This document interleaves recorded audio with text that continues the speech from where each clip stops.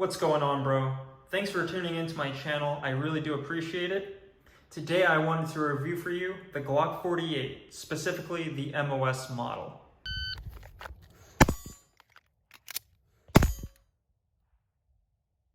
The MOS model differentiates slightly from the standard Glock 48 for two specific reasons. The MOS model allows you to mount a weapon-mounted light, this one being the LR7 Sub from Streamlight. Also, the slides are already cut for optics, so you can mount optics such as an RMSC from Shield, Holosun 407, 507, Trijicon RMR CC. The choice is yours. For some of those options, you will need a mounting plate. The reason why I wanted this specific firearm was for a new EDC. I ended up selling my Glock 19. I was in between jobs at the time, and I didn't really shoot it too much, so I ended up selling it to a good buddy of mine. The reason why I wanted the 48 specifically over the 43X MOS, and if you have a 43X, nothing on you, man, good for you, I'm happy you have it. But the reason why I wanted the 48 was the added barrel length. If you're not familiar, the 43X stops where the frame ends. The 48 goes a little further. I'm not too sure about the specific length of addition that it has, but that's the reason I wanted it. And the reason why is because with that added length, one, you get a tiny bit of a velocity increase, but that's not really why I wanted it. I wanted it for the shootability.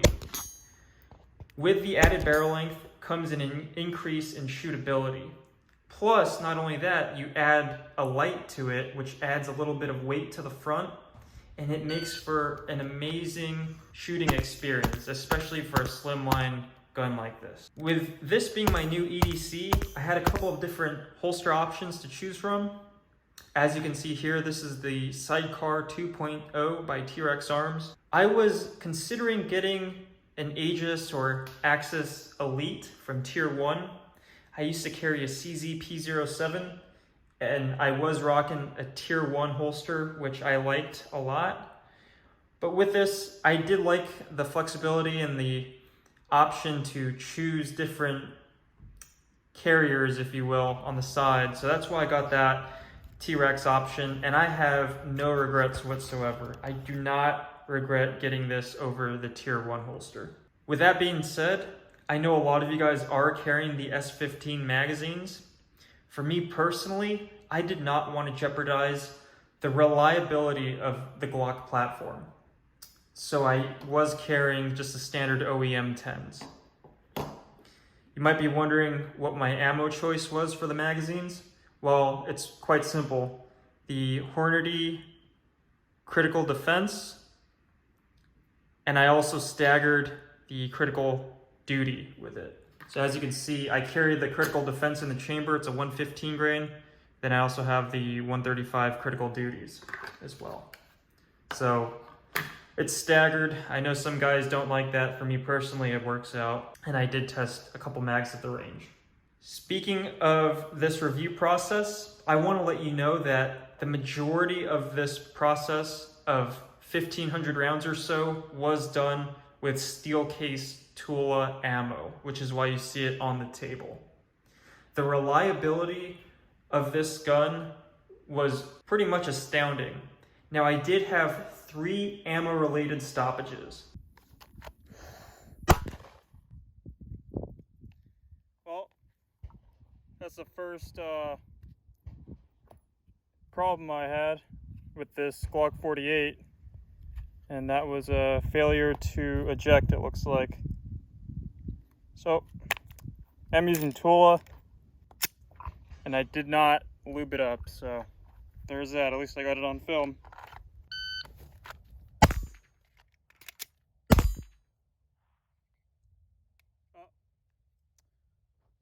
Was not limp wristing it, failure to extract. Tula 115. Second failure to extract. I'd say we're right around the 1100 round mark. Ran the gun dry.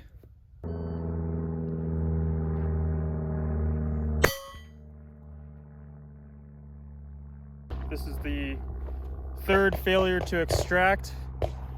And this happened about 5 rounds after the other one, so third failure to extract, still about 1100 rounds in, and was definitely not limp wristing it. So there's that. The gun is completely dry, have not cleaned it at all whatsoever. And to be quite honest with you, I will say that they are ammo related stoppages because I was not limp wristing, and those 3 stoppages were all failure to extracts.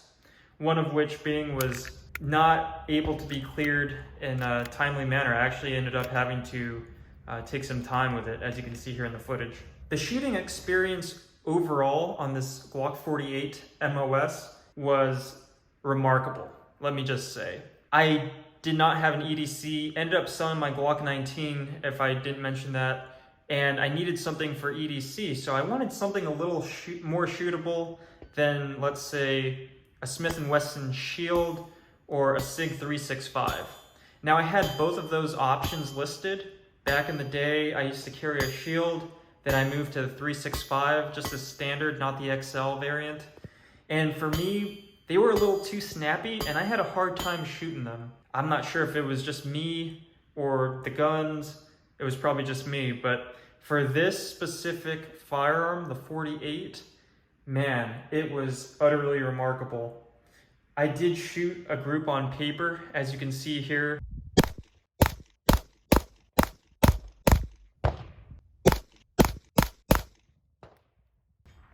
All right, as you can see, it's a pretty tight group, and I was about, I don't know, 8 yards maybe, 8-9 yards. So the gun could definitely shoot if you do your part.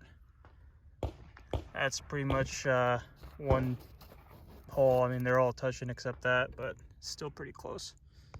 It's about a 13 or 14 round group. Kind of just puts them on paper at about 8 yards. And as you can see, it was pretty much one hole. Also, not only that, but at distance, this thing is a beast also. You know, I was taking this thing out to 50, 60 yards easy.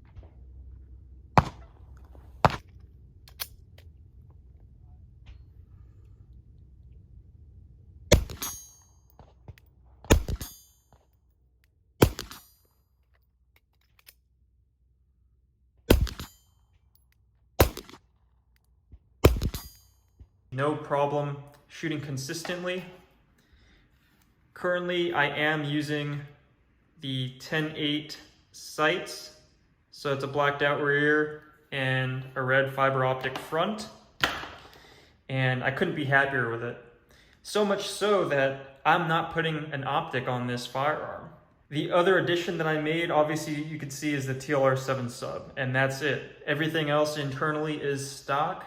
The only thing I will say is I'm not a big fan of this slide release, and so when Cogworks comes out with their slimline extended and raised slide release, as you see here on the 17, I will be adding that to the 48. Overall, this platform, I can't even explain how happy I am to have purchased this. One, it conceals very, very well. It is extremely shootable. And the most important thing is the reliability. It is super reliable. I mean, you know, Glock. You see it right here. Glocks are known for their reliability. Nothing on Smith & Wesson, nothing on SIG. They make great firearms. For me personally, Glock is my jam. I just like Glock.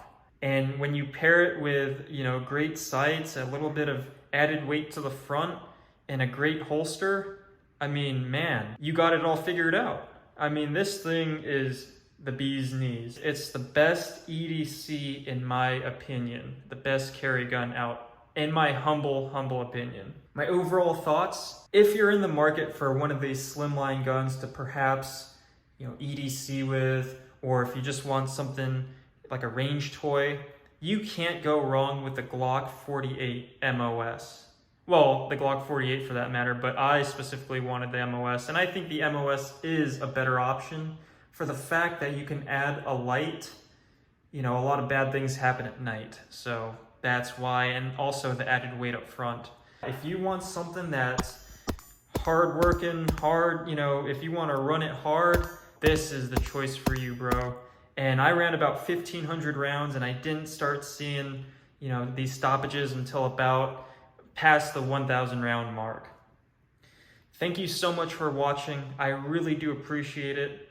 You guys are awesome. If you like the content, please consider subscribing. That would be great, and I will be adding more content as I find the time to do so. Thank you so much, and have a great day.